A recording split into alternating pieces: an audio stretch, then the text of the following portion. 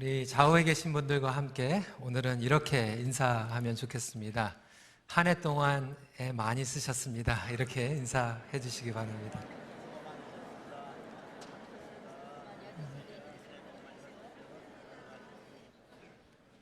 우리 성가대도 물론이고요. 우리 모든 성도님들이 한 해 동안 애 많이 쓰셨습니다. 오늘 다윗의 자손 예수 그리스도 세 번째 메시지, 그리고 오늘 저녁 송구영신 예배째는 네 번째 메시지로 이 시리즈를 마무리하도록 하겠습니다. 오늘은 구원의 기쁨을 회복시키시는 하나님이라고 하는 제목으로 함께 은혜를 나누고자 합니다. 성도 여러분, 하나님께서는 우리가 구원의 기쁨을 매일 누리며 살아가길 원하십니다. 예수님을 처음 영접하고 처음으로 신앙생활을 시작할 때만 그 감격을 누리라는 것이 아니라 사실 매일매일 순간순간마다 구원의 기쁨을 누리길 원하십니다. 그럼에도 이 구원의 기쁨과 감사 가운데 살아가지 못하는 그리스도인들이 너무나도 많이 있습니다.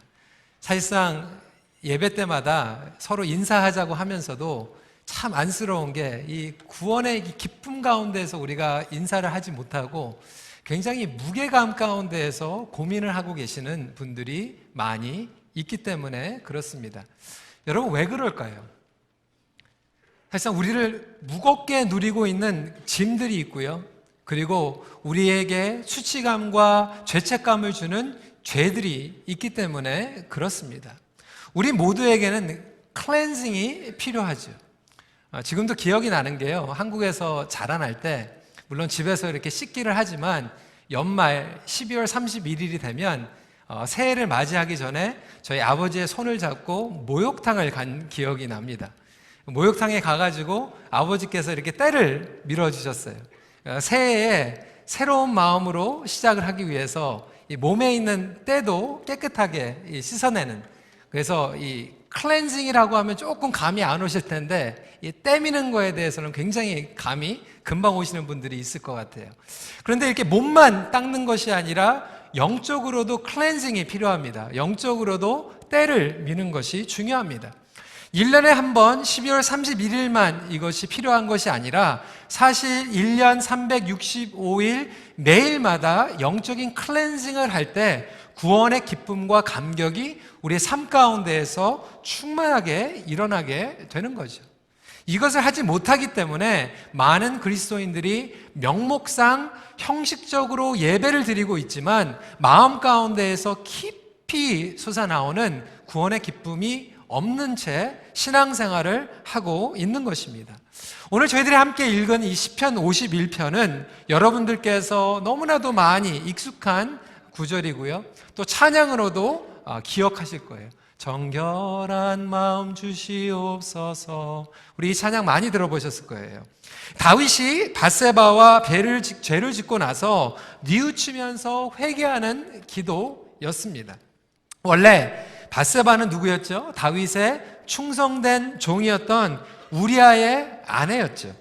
우리아를 포함한 다윗의 군대가 전쟁터에 나가서 싸우는 동안 다윗은 예루살렘에 남아 있었고, 그리고 모욕을 하고 있었던 밧세바를 보는 순간 정욕을 참지 못하고 그녀와 동침을 하고야 맙니다. 나중에 밧세바가 아이를 가진 것을 알자 회개를 한 것이 아니라 오히려 그 사실을 숨기려고 노력했죠. 그래서 전쟁터에 있었던 우리아를 불러다가 선심을 쓰는 것 같이 휴가를 줍니다. 휴가를 주면 집에 가서 아내와 이제 또 시간을 보내고 동침을 하게 되면 자기가 범죄한 그 죄가 숨겨질 수 있다라고 생각을 했던 거죠. 하지만 충성된 우리아는 집에 가지 않습니다. 전쟁터에서 지금 목숨을 걸고 싸우고 있는 동료들과 부하들이 있기 때문에 그는 자기가 마음 편하게 자기의 집에 가서 있는 것이 아니라 하루라도 빨리 다시 전쟁터로 가기로 원했던 거죠. 다윗은 자기의 이 거짓과 작전이 통하지를 않으니까 자기의 말을 들을 신복이었던 요압에게 편지를 써서 다시 우리아를 보내면서 전쟁터에 제일 앞에 세우고 자기의 군대들은 살짝 떼서 우리아가 결국은 전쟁터에서 죽게 만들어 버립니다. 우리아가 죽고 나서 밧세바를 자기 아내로 맞이하게 된 것이죠. 여러분, 다윗이요, 자기의 죄를 회개하지 않고 오히려 더 큰 죄를 짓게 된 것입니다. 자기의 힘과 자기의 머리, 그리고 자기의 왕의 포지션으로 자기의 죄를 감출 수 있다라고 생각을 했던 것입니다. 여러분, 이것이요, 가장 무서운 유혹입니다. 어떤 분들은요, 이게 하나님의 은혜라고 생각해요. 내가 죄를 졌는데도 불구하고 아무한테 들키지 않고 그냥 잘 넘어가는 게 하나님의 은혜라고 생각합니다. 여러분, 그것은요, 하나님의 은혜가 아닙니다. 거짓입니다. 그리고 사단이 주는 유혹입니다. 그럼에도 불구하고 우리는 이 죄를 숨기면서 살아가려고 노력을 할 때가 있다라고 하는 거죠. 여러분, 다윗이 이렇다면 저와 여러분들에게도 마찬가지예요. 심지어는 목회자들에게도 마찬가지입니다. 제가 예전에 우스갯소리로 목회자들에게는 11계명이 있다라고 말씀을 드린 적이 있어요. 여러분 기억나세요? 10계명이 있는데 목회자들에게는 11계명이 있어요. 그게 뭐냐면 10계명을 어겼을지라도 성도들에게 걸리지 말라. 이게 11계명입니다. 저는 그걸로 끝나는 줄 알았어요. 근데 이번에 집회 갔다가 12계명이 있더라고요. 12계명이 뭔지 아세요? 설마 걸렸더라도 끝까지 잡았대라. 여러분, 이게 얼마나 기가 막힌 일이에요. 근데 한국교회가 너무나도 서로를 비판하고 정죄하다 보니까 그거를 고백하면 회복을 시켜줘야 되는데 회복시키는 게 아니라 영원히 불구자로 만들어버리는 그런 현실 가운데에서 나오는 이 비극적인 우스개 농담이 아닌가라는 생각을 하게 됩니다. 여러분, 이러한 죄책감과 정죄감 가운데서 우리 하나님께서는 우리를 회복시켜 주시기를 원하십니다. 그것이 바로 하나님의 사랑이고 하나님의 은혜입니다. 그런데 그것을 누리지 못하고 우리는 하나님을 믿지 못하기 때문에 끝까지 어떻게 하든지 그것을 위장하려고 하고 숨기려고 하는데 문제가 있습니다. 그러다 보니까 내면에서는 너무나도 괴로운 거예요. 구원의 기쁨과 감격과 감사가 없이 내 안에서는 괴로운데 겉으로는 태어난 것처럼 위선적으로 행동하고 살아간다라고 하는 거죠. 여러분, 다윗이 얼마나 괴로웠을까요? 겉으로는 사람들이 보기에 경건한 왕이었어요. 하나님의 마음에 합당한 왕이라고 칭함을 받았지만 내면에 가지고 있는 죄책감 가운데에서 그것도 하루 이틀이 아니라 성경에 보면요, 1년 동안 괴로워했어요. 우리는 말씀을 보면서 굉장히 패스트 포워딩 해가지고 죄를 짓자마자 하나님께서 나단 선지자를 보내서 책망을 하고 회개한 것처럼 생각하지만 성경을 보면 다윗이 그것을 숨기고 괴로워했던 시간이 장차 12개월이라는 시간이 있었습니다. 그때를 돌이켜보면서 고백했던 신음이 시편 32편 1절부터 4절에 담겨져 있어요. 제가 읽어드리겠습니다. 허물의 사함을 받고 자신의 죄가 가려진 자는 복이 있도다. 마음에 간사함이 없고 여호와께 정죄를 당하지 아니하는 자는 복이 있도다. 내가 입을 열지 아니할 때 종일 신음함으로 내 뼈가 쇠하였도다. 주의 손이 주야로 나를 누르시오니 내 진액이 빠져서 여름 가뭄에 마름같이 되었나이다. 여러분, 다윗이요, 삶에 기쁨이 없었어요. 자기의 뼈가 마르는 것 같았어요. 자기의 몸에서 진액이 다 빠져나가는 것 같았고 여름 가뭄에 마르는 것 같은 그러한 너무나도 초라한 시간을 12개월 동안 보냈다라고 하는 거예요. 저와 여러분들 관계에서도 이런 분들이 계실지 몰라요. 1년 내내 겉으로 보기에는 경건한 것 같고 주일 예배에 참석하고 겉으로는 섬기고 정말 저 사람은 하나님의 사람이다라고 칭함을 받고 있지만 속으로는 나의 내면은 메말라 있고 비틀어져 있고 나의 뼈는 쇠한 것 같고 몸에서 진액이 빠져나오는 것 같은 그 괴로운 가운데에서 거하고 있는 성도들이 있을 줄 모르겠어요. 삶에는 기쁨이 없어요. 하나님의 임재하심이 멀리 떠난 것 같이 잠까지 설치는 괴로움 가운데 거하는 성도님들이 계시지는 않습니까? 하지만 오늘 말씀을 통하여서 다시 한번 깨닫게 되는 것은 하나님께서는 다윗을 그냥 내버려 두지 않으십니다. 나단이라고 하는 선지자를 보내서라도 침묵을 깨시고 죄를 책망하시고 그에게 영적인 클렌징을 허락하여 주십니다. 그를 살리기 위한 수술이었습니다. 그렇다면 하나님께서는 다윗에게 어떻게 이 구원의 기쁨을 회복하여 주셨을까요? 어떻게 하면 저와 여러분들이 구원의 기쁨을 매일매일 삶 가운데에서 회복받을 수 있을까요? 첫 번째로 구원의 기쁨은 죄의 쓰레기를 청소함으로 시작됩니다. 우리 1절 후반부와 2절 말씀 같이 읽도록 하겠습니다. 시작. 내 죄악을 지워주소서. 나의 죄악을 맑게 씻으시며 나의 죄를 깨끗이 제하소서. 여러분, 우리의 죄가 해결받지 못하면 신앙의 성장은 물론이고 기쁨과 자유가 없습니다. 죄는 사슬입니다. 죄는 멍에입니다. 죄는 가리려고 하면 가릴수록 더 썩어지는 것이 죄입니다. 제가 이전에도 말씀을 드렸지만 여러분, 썩는 상한 음식을요 냉장고에 숨겨놓는다고 해서 음식이 상한 음식이 신선해지는 게 아니에요. 여러분들이 1년 12달 동안 샤워도 안 하고 냄새나고 지저분하는데 향수만 좋은 향수 뿌린다고 여러분 몸이 깨끗해지는 것이 아닙니다. 겉으로 볼 때는 사람들에게 감출 수 있을지 모르지만 안에 있는 때는 마찬가지로 썩어 들어가게 되는 것입니다.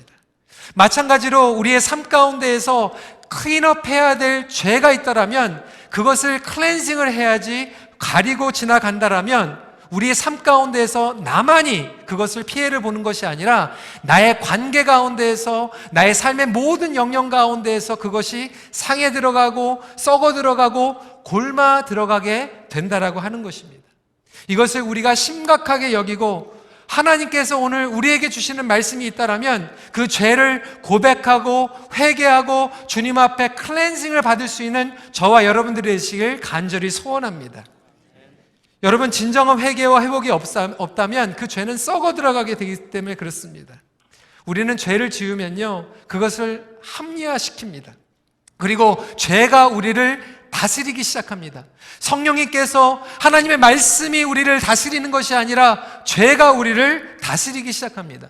제가 죄라고 얘기하는 것은 행동적인 죄만 얘기하는 게 아니에요. 마음의 죄도 마찬가지고 생각의 죄도 마찬가지고 언어의 죄도 마찬가지입니다.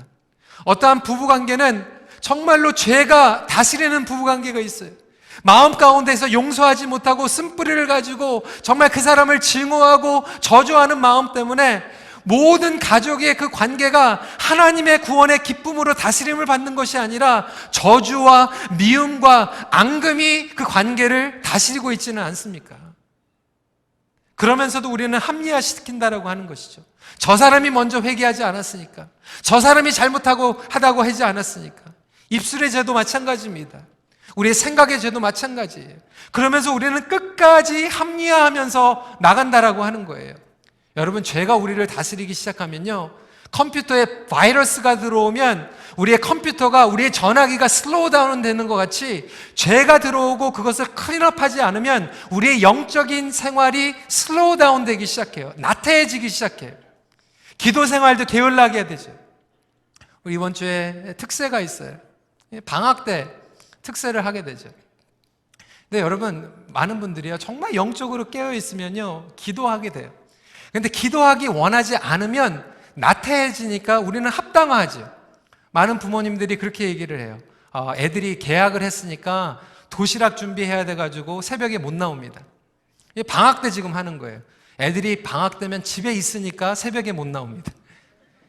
이렇게 해도 우리는 합리화시키고 저렇게 해도 합리화시키는 거예요. 영적으로 깨어 있으면요 이럼에도 불구하고 기도하고 저럼에도 불구하고 기도하게 됩니다.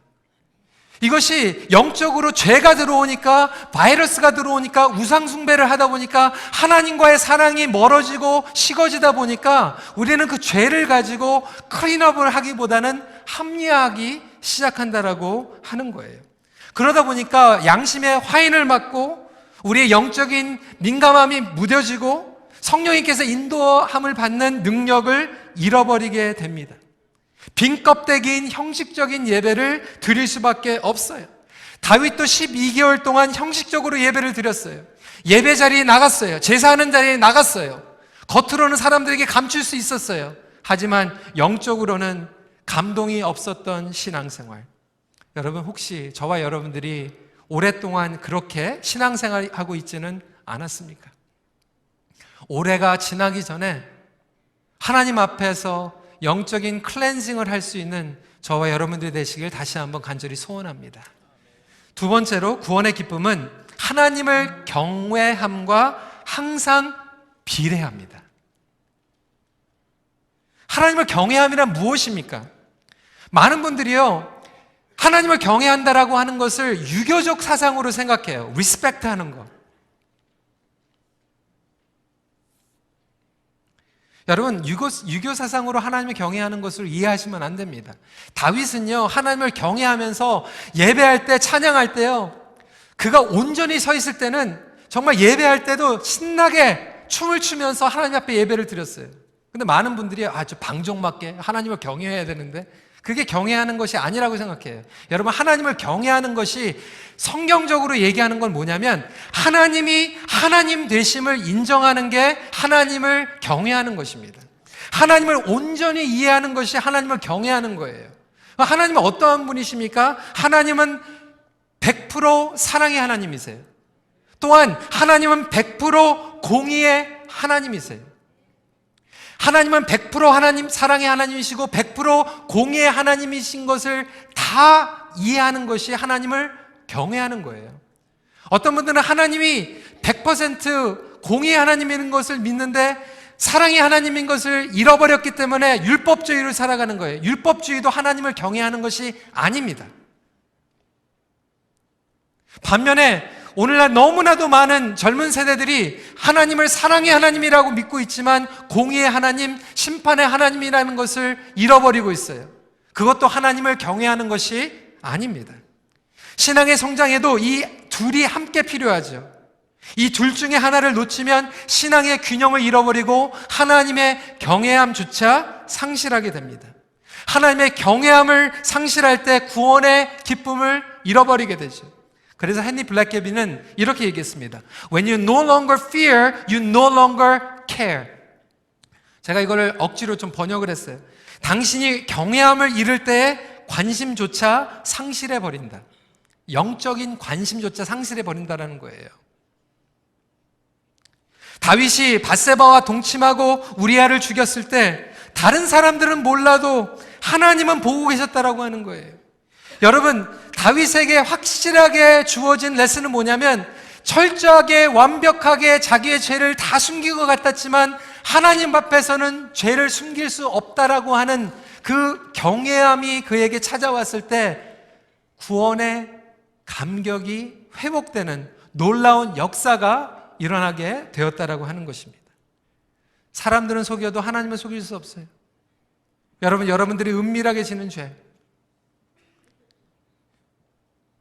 심지어는 나의 가족들, 나의 배우자에게도 숨기고 무덤까지 내가 철저하게 가지고 갈 죄까지도 하나님 앞에서는 숨길 수가 없어요.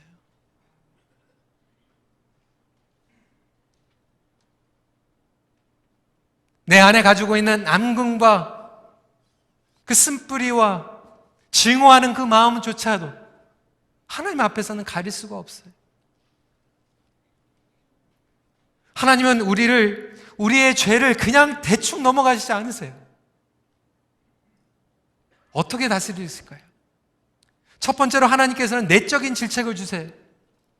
이거를 internal chastening이라고 해요. internal rebuking이라고 얘기를 해요. 내적으로 오늘도 하나님께서 여러분들을 너무나도 사랑하시기 때문에 말씀을 통하여서 찔림을 주실 수 있어요. 하나님께서 사랑하시기 때문에 내적인 질책을 주시는 거예요. 사랑하는 아무개야, 내가 너무나도 너를 사랑하고 있고 네가 지금 가지고 있는 그 죄를 지금 해결하길 원한단다. 지금 해결해. 우리가 말씀을 열고 말씀을 묵상하고 기도할 때 성령님께서 주시는 내적인 질책이 있어요. 여러분, 그때 우리가 돌이키고 회개하면 그 성도들은 정말로 하나님 앞에 축복받은 성도들이에요. 제가 2주 전에 말씀을 전했죠. 집회 갔다 와가지고 다시 교회에 오니까 너무나도 일들이 많이 밀려 있어요. 금요일날 행사 있고요, 토요일날 행사가 있고, 주일날 예배가 있고요. 너무나도 할 게 많아가지고 제 마음 가운데 막 이제 앵셔스 되기 시작했어요. 새벽마다 나가가지고 이제 기도를 하는 거죠. 하나님, 힘 주시옵소서. 이거 잘 감당할 수 있도록 도와주세요. 이 예배 제 시간에, 정말 제 시간에 설교 마쳐야 되고, 정말 예배도 또 너무 오래 가면 안 되고, 뭐 이런 생각을 하면서 예배 준비하고 설교 준비하고 해야 될 리스트를 계속 뽑아가지고, 하나님 이것도 도와주시고 저것도 도와주시고, 왜 이렇게 행사가 많지? 막 이렇게 고민하는 가운데에서 기도하는데 성령님께서 제 마음 가운데 이런 마음을 주시는 것 같아요. 희성아, 네가 나를 사랑하느니? Do you love me? Do you love your people? 네가 너의 성도들을 정말로 사랑하는 마음. 저에게는 그게 내적인 질책이었어요. 하나님 죄송합니다. 내가 목회자로 나의 책임은 다 한다라고, 겉으로 보기에는 내가 해야 될 것들을 철저히 다 한다라고 생각을 했지만, 그거보다 더 중요한 것이 내 마음 가운데 있는 하나님을 경외하고 하나님을 사랑하고 성도들을 축복하기 원하는 그 마음이 빗나가 있는, 하나님 죄송해요. 근데 여러분, 우리가 하나님께서 우리에게 주시는 그 내적인 질책 가운데에서 반응하고 회개하고 돌이키면 우리의 마음이 다시 한번 부드러워지고 주님 앞에 나가는데, 그것을 하나님 정당화하고 핑계하고 여러분 계속 그렇게 하면 갈수록 우리의 마음은 강팍해져요. 그 다음 단계로 가면 하나님께서 외적인 질책을 주십니다. 외적인 질책은 무엇입니까? 오늘 말씀에 나온 것 같이 하나님께서 12개월 동안 다윗에게 진액이 마르는 것 같고 뼈가 새하는 것 같고 정말 하나님의 손이 누르는 것 같은 그 내적인 질책을 주셨는데도 불구하고 혼자 감추고 있다 보니까 나단을 보내서 외적인 질책을 하시는 거예요. 여러분, 성경에 보세요. 외적인 질책이요, 때로는 경고로, 관계적이나 경제적으로, 육체적으로 실패할 때도 있고요, 질병을 주실 때도 있고요. 이스라엘 백성들이 아한의 죄 때문에 회개하지 않으니까 여리고성의 승리 끝난 다음에 아이성에서 실패를 합니다. 패배합니다. 마찬가지로 우리 삶 가운데서도 내적인 질책을 주시는데 그때 반응하지 않으면 하나님께서 외적인 질책을 주실 수 있어요.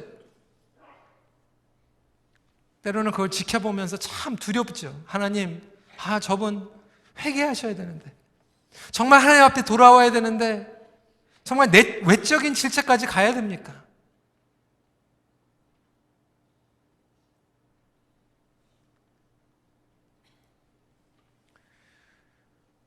여러분, 그렇다고 오해하지는 마세요. 모든 어려움이 하나님께서 주시는 외적인 질책은 아니에요. 성경에 보니까 어떤 것들은 순종하는데 찾아오는 십자가가 있어요. 이게 혼동이 된다라고 하는 거죠. 근데 여러분, 정말로 영적으로 깨어 있으면요, 혼동이 되지 않아요. 성령님께서 말씀을 주시기 때문에, 말씀으로 나에게 보여주시기 때문에 이것이 분간이 되는데, 내 마음이 너무나도 강팍해져 있으면 이게 오는 게 내가 죄 때문에 고난이 오는 건지 아니면 순종 때문에 오는 건지 그것도 판단이 안 돼요.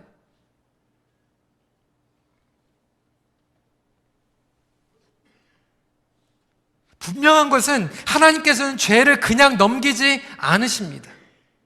독생자이신 예수 그리스도를 보내셔서 십자가에 못 박혀 죽으시기까지 하나님께서는 죄를 심각하게 여기시고, 왜? 죄가 해결이 안 되면 죄가 우리에게 왕노릇하니까. 우리의 관계와 우리의 직업과 우리의 사업을 다스리니까. 여러분, 2017년 동안 하나님의 말씀과 성령님께서 여러분들을 다스리셨습니까? 아니면 여러분들의 죄성과 여러분들이 정당화하는 것들이 여러분들을 다스리며 이끌려 왔습니까? 하나님 앞에서 그것을 가지고 나가는 것이 경외함이에요. 우리가 반드시 기억해야 할 것은, 죄를 질 때 다른 사람들에게도 물론 상처를 주지만 가장 먼저 넘버원, 하나님 앞에서 죄를 짓는 거죠. 다윗의 죄 때문에 우리아가 죽었고 우리아의 부모들이 상처를 받았겠지만 다윗은 이렇게 고백합니다. 4절 말씀 한 목소리로 읽도록 하겠습니다. 시작. 내가 주께만 범죄하여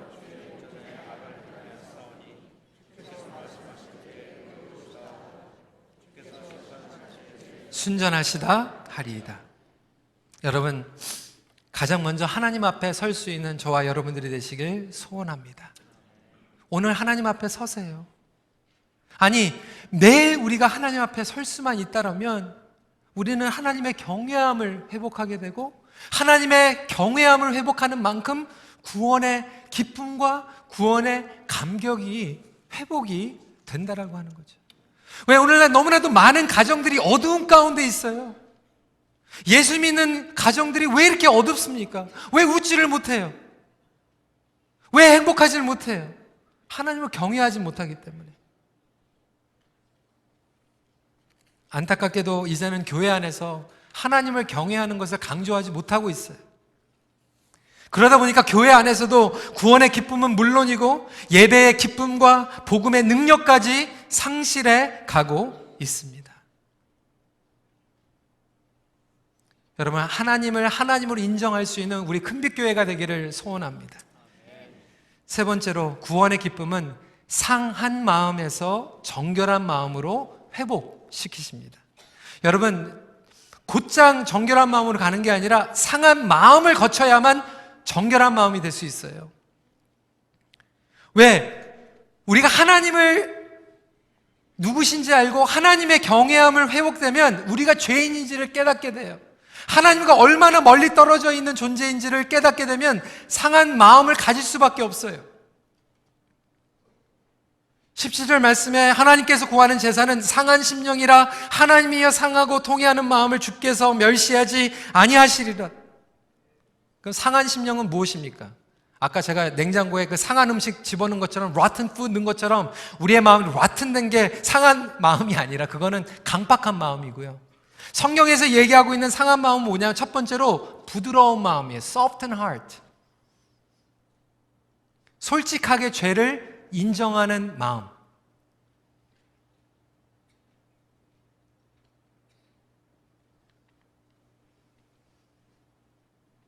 자기가 죄를 진 거를 아는 마음. 그게 soft and heart예요.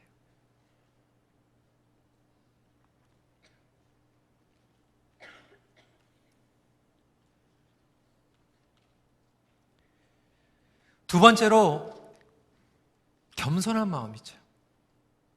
상한 마음이 겸손한 마음이 humble heart예요. 열려있는 마음, 자기 방어를 하지 않는 마음이에요. 여러분, 그래서요, 정말로 상한 마음을 가진 사람들은 다른 사람들을 정죄하지 못합니다. 다른 사람들을 쉽게 정죄하고 비판하는 사람들은 그 마음이요, 상한 마음이 아니라 강팍한 마음이에요. 뒤틀린 마음이에요. 정말로 상한 마음, 겸손한 마음을 가지면요, 자기 죄를 보기 때문에, 자기 죄 때문에 너무 괴로워서 회개하기 때문에 다른 사람들의 죄를 가지고 정죄할 수 있는 여력조차 없어요.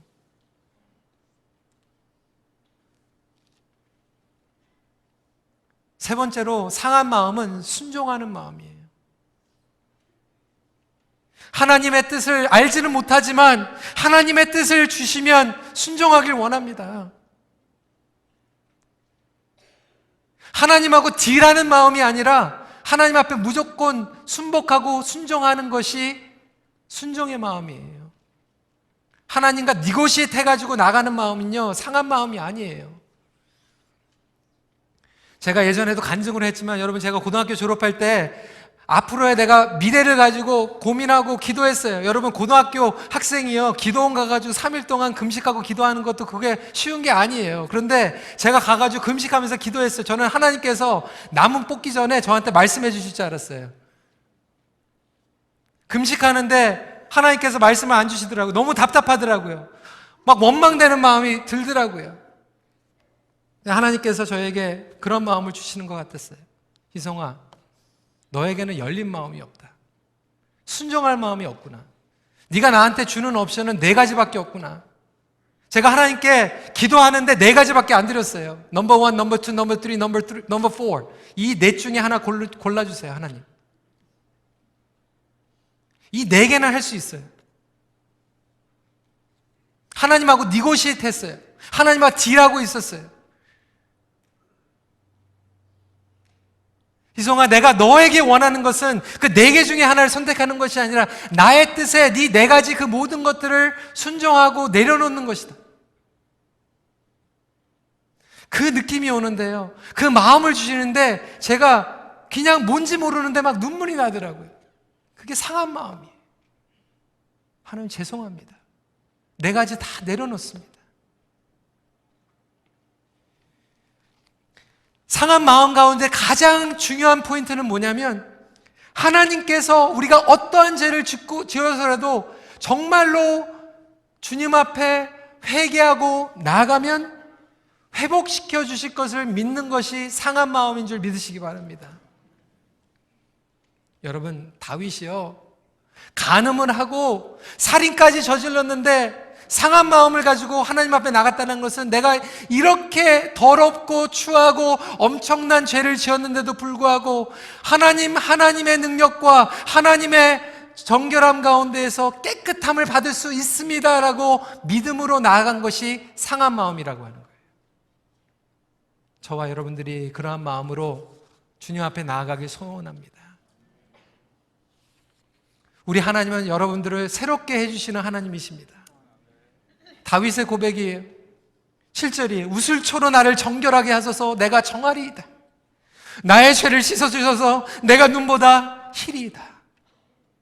여러분, 우슬초란 가지, 제가 예전에도 설명드렸을 거예요. 구약 때에는 제사장들이 이 우슬초 가지를 희생제물에 피에 담궈가지고 스프링클하는 예식을 했어요. 뿌렸어요. 피로써 깨끗함을 받는 것을 상징했어요. 예수 그리스도의 보혈을 예표하는 거였어요. 우리가 그 어떠한 무서운 추한 죄를 지었을지라도 예수 그리스도의 십자가의 보혈이 우리에게 뿌려지면 우리가 정결하게 되는 놀라운 역사가 있을 줄 믿으시기 바랍니다. 그것을 믿는 것이 상한 마음이고 그 보혈로 깨끗하게 되는 것이 정한 마음이에요.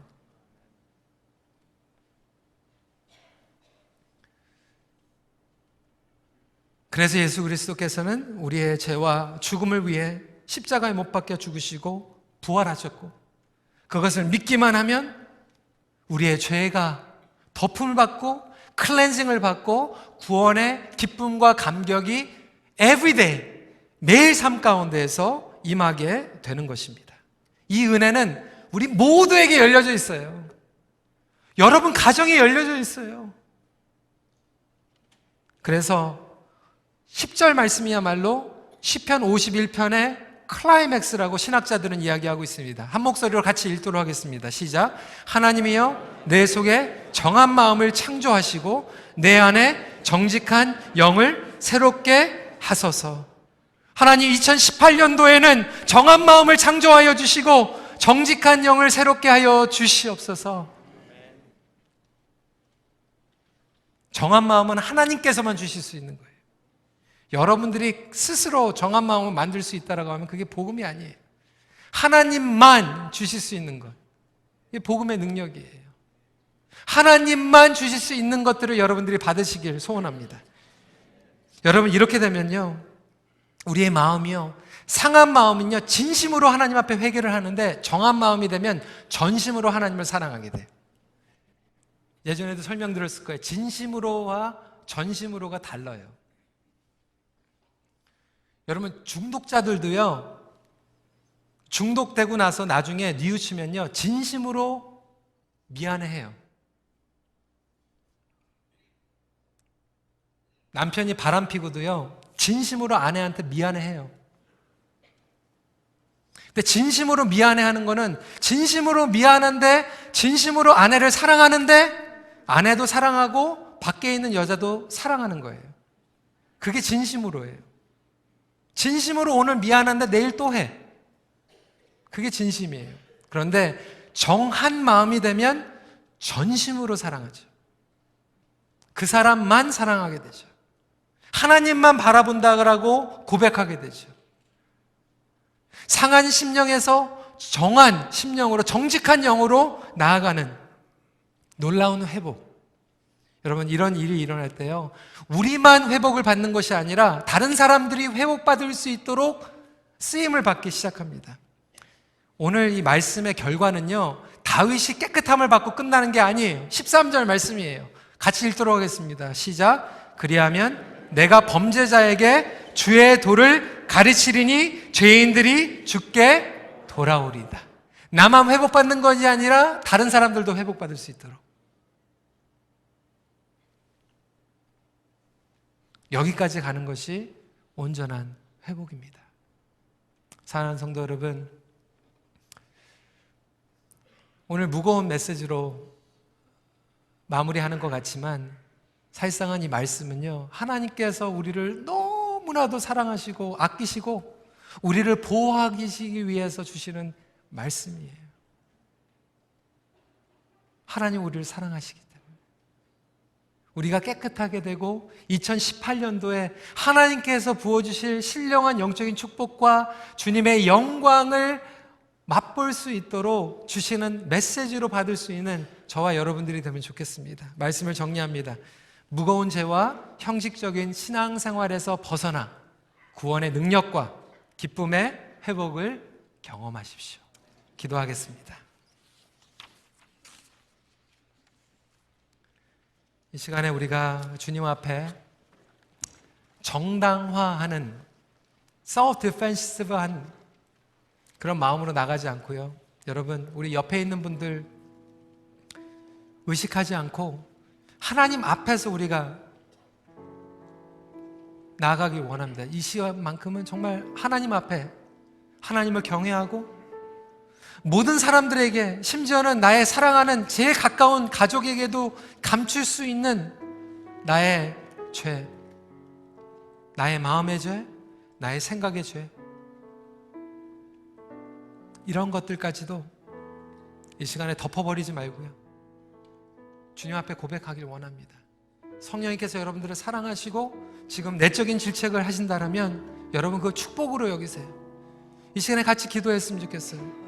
여러분들의 삶을 주님 앞에 드리고 더 이상 죄가 여러분들의 삶을 다스리고 여러분들의 가정과 여러분들의 사업을 다스리는 것이 아니라 이제는 구원의 기쁨과 감격이 여러분들을 인도하고 충만하게 인도할 수 있도록 여러분들의 자신을 내어드리고 여러분들의 가족을 주님 앞에 올려드리며 이 시간에 진지하게 기도하는 시간 갖도록 하겠습니다. 기도하시겠습니다. 주님, 주님의 성령을 함께하여 주시옵소서. 아버지 하나님, 주님 앞에 나아갑니다. 아버지 하나님, 그 십자가의 놀라운 능력과 보혈의 능력과 은혜가 우리를 덮어주시고 우리를 씻어주시고 우리를 정화시켜 주시사 아버지 하나님, 더 이상 죄에 이끌려서 살아가는 것이 아니라 정말 2018년도를 주님의 은혜 가운데에서 힘차게 나아갈 수 있는 영적인 클렌징이 일어나게 하여 주시옵소서. 아버지 하나님, 정말 악의 습관들, 다이나믹한 것들 주님 이 시간에 주님 앞에 올려드리며 나아가오니 주님 함께하여 주시옵소서.